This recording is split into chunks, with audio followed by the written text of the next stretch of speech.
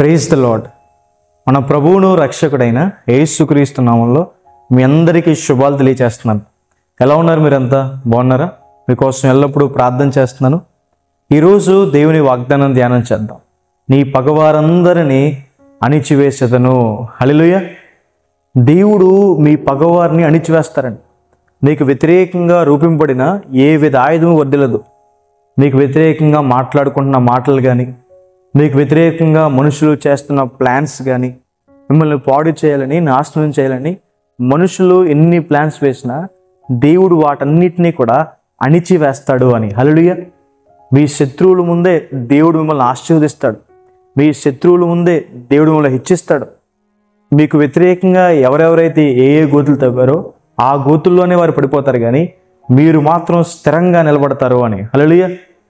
దేవుని ప్రజల మీదకి అనేక మంది శత్రువులు వచ్చినప్పుడు, ఐగుప్తీలు కావచ్చు, ఫిలిస్తీన్లు కావచ్చు, అమోరీలు కావచ్చు, అమాలేకీలు కావచ్చు, సిరియన్లు కావచ్చు, వాళ్ళంతా గొప్ప సైన్యం అయినప్పటికీ కూడా దేవుడు తన ప్రజల పక్షాన నుండి వారికి విజయాన్ని దయచేశారు.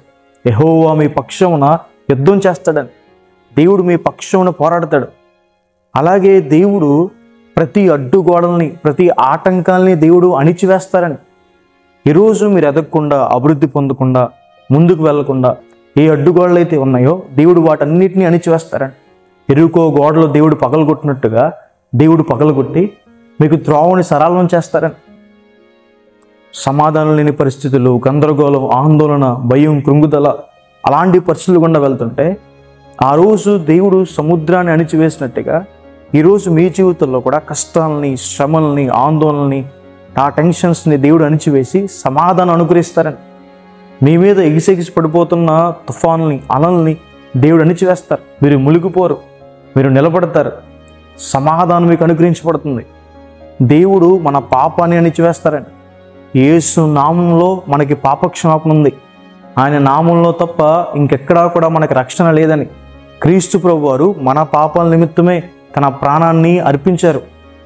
ఆయన మనలో ఉన్న గర్వాన్ని, బలాత్కారాన్ని, వ్యభిచార మనస్సుని, అహంకార మనస్సుని, కోపాన్ని, సనుగుల్ని, అబద్ధాల్ని, బూతుల్ని దేవుడు అణిచివేస్తాడు. వాటిని మనలో నుండి దేవుడు తీసివేస్తాడు.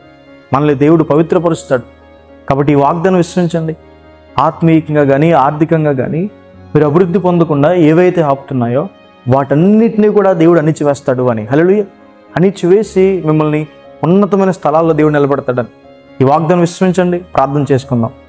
సర్వశక్తిమంతుడా, జీవం గల దేవేశ, ప్రభువా మీకు వేలాది వేలాది వందనాలు ఇస్తే ఈరోజు ఈ వాగ్దానం ద్వారా మాతో మాట్లాడినందుకు దేవా, ప్రభువా మీకు వందనాలు. ప్రియులు ఎంతమంది అయితే ఈ వాగ్దానం వీక్షించారో వారి జీవితంలో మేలు చేయండి. మీ సహాయాన్ని సహకారాన్ని అందించండి. ప్రభువా వారికి వ్యతిరేక రూపంబడి ఏ విధ ఆయుధం వదిలేకుండా చేయండి.